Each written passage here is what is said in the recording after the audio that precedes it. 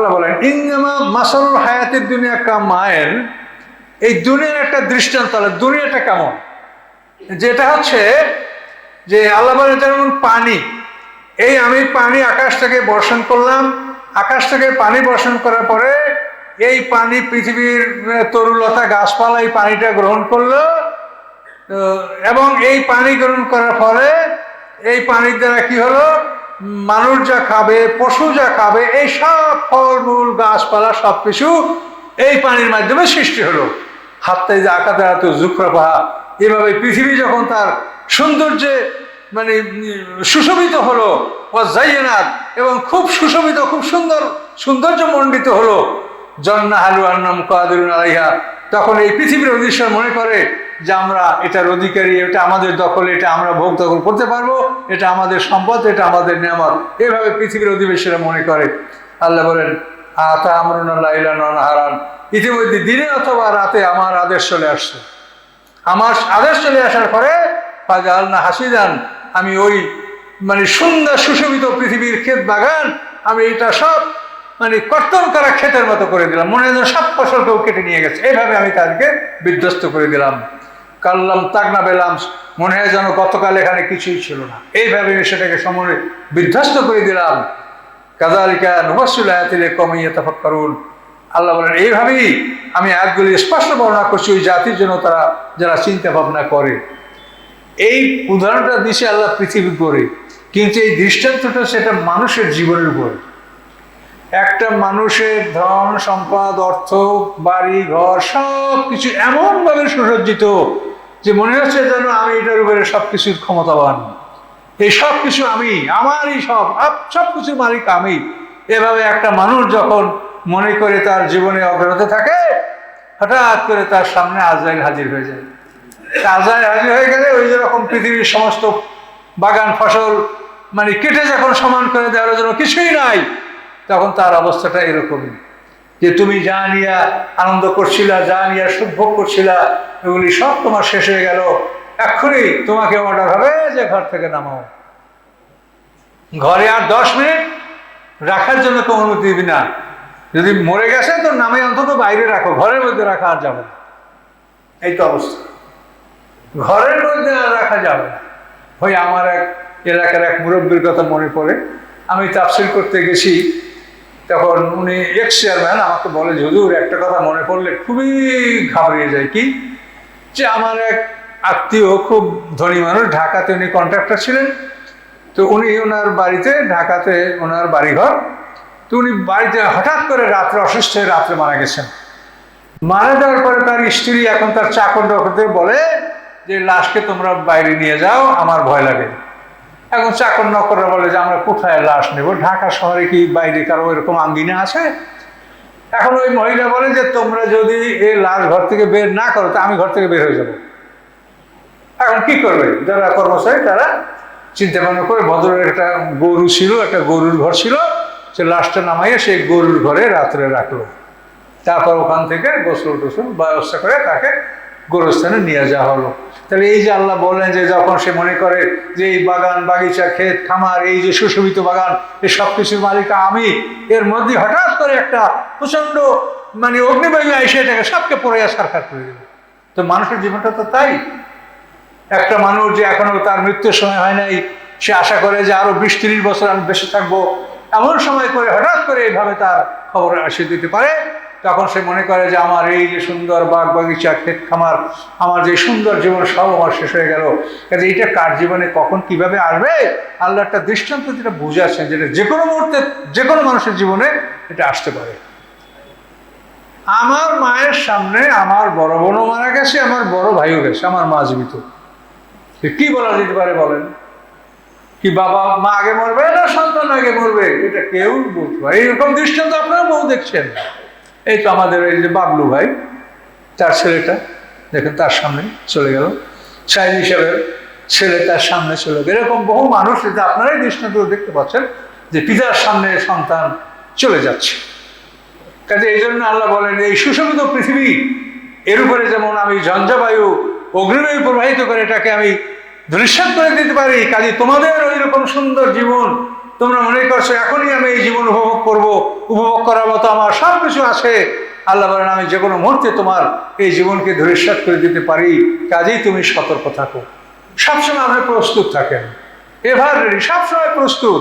দেনা পাওনা, কে পাবে কে না পাবে সব কিছু যথাসাধ্য এটা একটা এমন অবস্থায় রাখেন যেন আপনি চলে গেলেও যেন সমস্যা না হয়।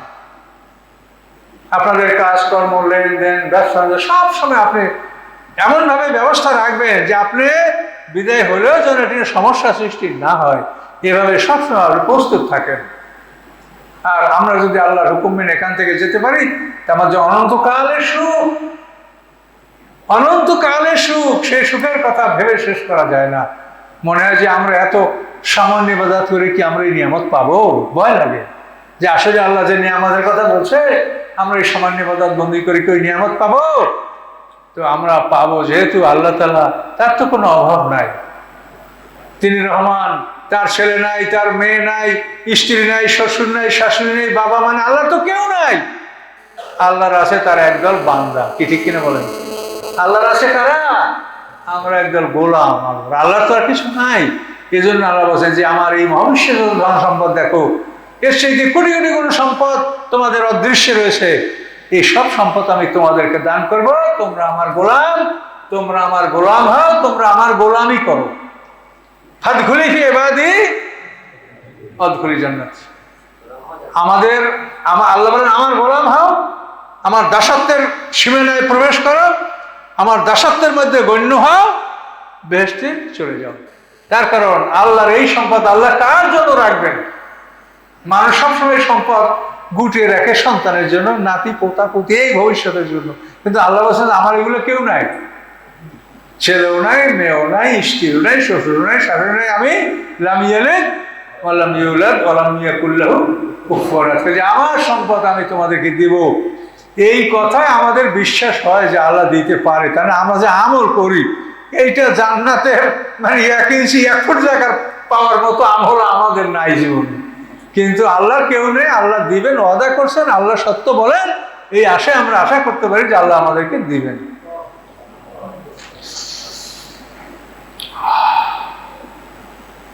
আল্লাহ ইয়াদু ইলা দারিস সালাম, আল্লাহ তাআলা মানুষকে ডাকেন শান্তির ঘরের দিক। দারুস সালাম শান্তির ঘর, জান্নাত, এই শান্তির ঘরের দিকে আল্লাহ তাআলা মানুষকে ডাকে না। শয়তান ডাকে জাহান্নামের দিকে, শয়তান আহ্বান করে জাহান্নামের দিকে, আর আল্লাহ মানুষদেরকে ডাকেন শান্তির ঘরের দিকে, জান্নাতের দিকে। ওয়াদি মাইয়া সিরাতাল মুস্তাকিম, এবং যাকে ইচ্ছা করেন আল্লাহ তাকে সরল পথ দেখান। এই সিরাতাল মুস্তাকিম রাস্তা, এটা দেখানোর দায়িত্ব একমাত্র আল্লাহর। কাজেই আল্লাহ যাকে ইচ্ছা করেন তাকে এই সরল পথ দেখান।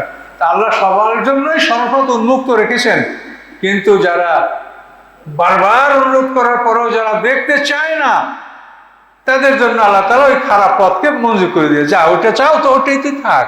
আল্লাহ জোর করে কাকে ভেস্ট দিবেন বলেন? জোর করে কাউকে কিছু দেওয়া যায়?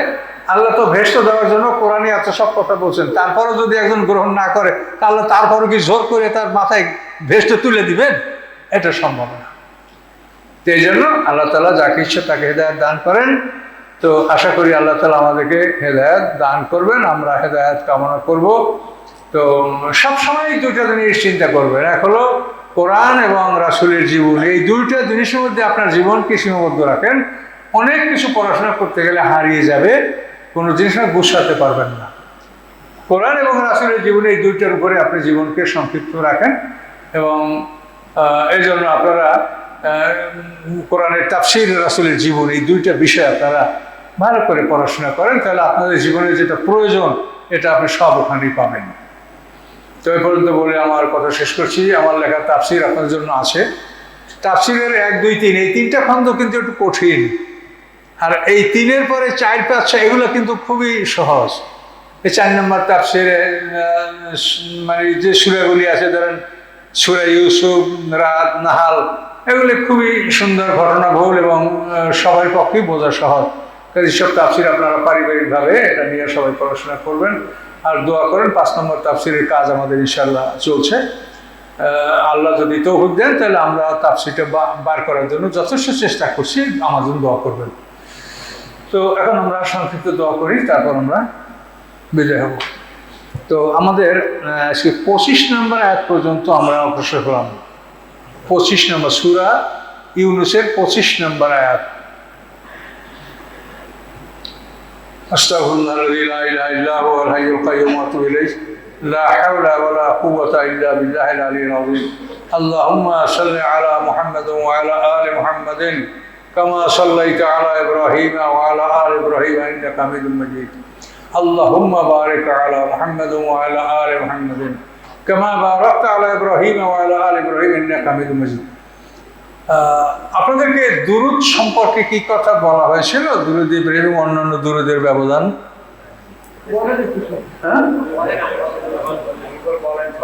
বলবো।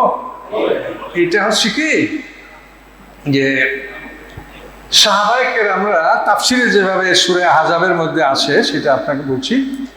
সাহাবায়ে কেরামরা রাসূল সাল্লাল্লাহু আলাইহি ওয়াসাল্লামকে যে বলে, ইয়া রাসূলুল্লাহ, আপনাকে সালাম কি করে দিতে হয় তা তো আমরা জানি, যেহেতু কোরআনে আছে, ইযা জাআকাল্লাযীনা ইউমিনুনা বিআয়াতিনা ফাকুল সালামুন আলাইকুম, কোরআনের আয়াত। তো সাহাবীরা বলেন যে আপনাকে সালাম কেমন করে দিব, তা তো কোরআনে বলা আছে, সালাম দিতে আমরা জানি, কিন্তু আপনাকে সালাত কেমনে দিব এটা আমরা জানি না। আর কোরআনে বলা হয়েছে সাল্লু আলাইহি ওয়া সাল্লিমু তাসলিমা, সালাত ও সালাম দুটা রাসূলের উপরে প্রমাণ করতে আল্লাহ আদেশ দিয়েছেন। তো সাহাবীরা বলেন যে সালাম দেওয়ার পদ্ধতিটা তো আমরা জানি, কিন্তু সালাত কেমনে আপনাকে দিব এটা আমরা জানি না। তখন আল্লাহর হুকুমে আল্লাহ রাসূল বলেছেন যে এভাবে তোমরা দিবে, আল্লাহুম্মা সাল্লি আলা মুহাম্মাদ ওয়া আলা আলি মুহাম্মাদিন কামা সাল্লাইতা আলা ইব্রাহিম ওয়া আলা আলি ইব্রাহিম ইন্নাকা হামিদুম মাজিদ। আল্লাহুম্মা বারিক আলা মুহাম্মাদ ওয়া আলা আলি মুহাম্মাদিন কামা বারাকতা আলা ইব্রাহিম ওয়া আলা আলি ইব্রাহিম ইন্নাকা হামিদুম মাজিদ। এখানে কিন্তু সালাম নাই। দেখেন, এই যে দুইটা দুরূদ পড়লেন, আপনার আবার একেবারে লেখা অবস্থায় পড়ে দেখেন সালাম নাই, শুধু সালাত আছে আর বরকত আছে। তো এখন আল্লাহ বলেন সল্লু আলাইহি ওয়া সাল্লিমু, সালাত ও সালাম। তাহলে দুরূদ ইব্রাহিমের শ্রেষ্ঠ দুরূদ আমরা নামাজে পড়ি, এটা কি করে হলো? এখানে যেহেতু আত্তাহিয়াত আগে পড়ি, তারপরে দুরূদটা পড়ি। আত্তাহিয়াতের মধ্যে আছে আসসালামু আলাইকা আইয়ুহান নবী, আছে না? তাহলে আত্তাহিয়াতের মধ্যে আছে সালাম, আর দুরূদে ইব্রাহিমিতে আছে সালাত। এই সালাত ও সালাম মিলে এই দুটো আমরা নামাজের শেষে এটা আমরা আদায় করছি। কিন্তু যখন আমরা পৃথকভাবে দুরূদ পড়ি, তখন শুধু দুরূদ ইব্রাহিম পড়লে আমার শুধু সালাত আমাদের হচ্ছে, আমাদের সালাম হচ্ছে না। এই জন্য বাইরে পড়ার জন্য এমন দুরূদ আমরা পড়তে পারি যে এই দুরূদের সালাত ও সালাম দুটাই আছে। সাল্লাল্লাহু আলা মুহাম্মদ সাল্লাল্লাহু আলাইহি ওয়াসাল্লাম, এখানে ছোট্ট দুরূদ, তার মধ্যে কিন্তু সালাত ও সালাম দুটাই আছে। কাজে দুরূদের মধ্যে সালাত ও সালাম দুটাই যাতে থাকে সেটা লক্ষ্য করে সেই দুরূদ আমরা পড়ব। আর দুরূদ ইব্রাহিমি ভালো বা উত্তম এটা আমরা স্বীকার করব, যেহেতু এটা নামাজে পড়ার নির্দেশ। অন্য দুরূদকেও তুচ্ছ করব না। দেখেন, একটা ক্লাসে যদি 20টা ছাত্র থাকে, তার মধ্যে ফার্স্ট হয়, সেকেন্ড হয়, থার্ড হয়, আর ছাত্র যদি একজনই থাকে, তো ফার্স্ট হওয়ার কি মূল্য আছে, আর লাস্ট হওয়ার কি মূল্য আছে? কাজে দুরূদ যদি একটা হয় তাহলে শ্রেষ্ঠ দুরূদ কোনটা হবে?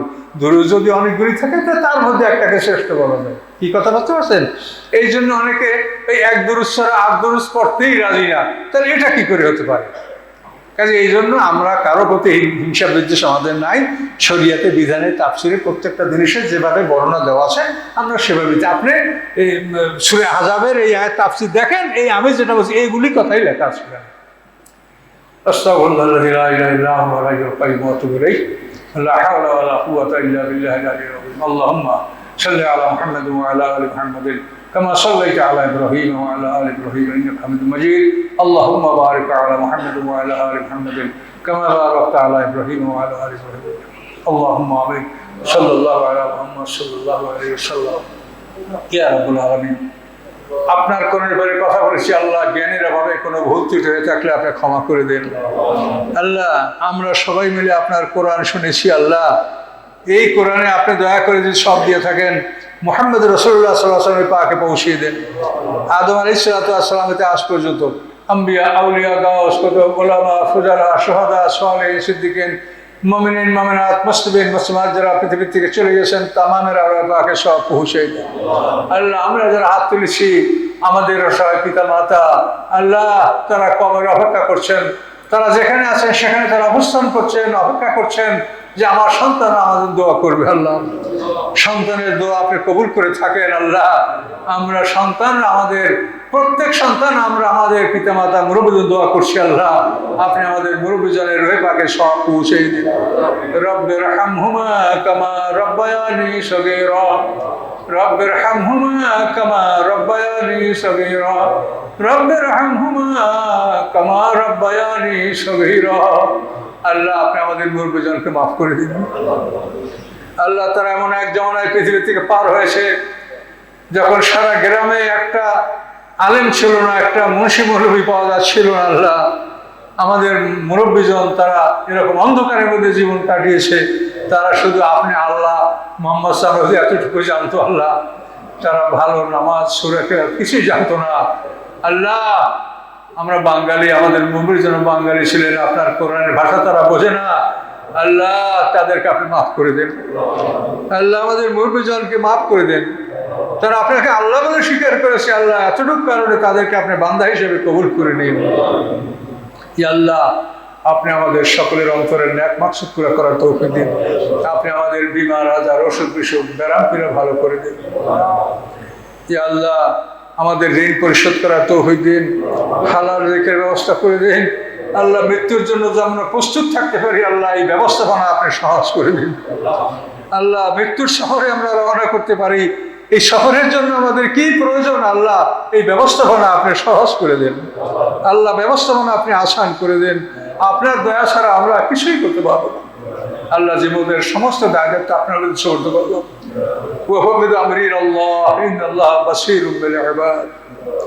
سبحان ربك رب العزة عما يصفون وسلام على المرسلين الحمد لله رب العالمين. السلام عليكم.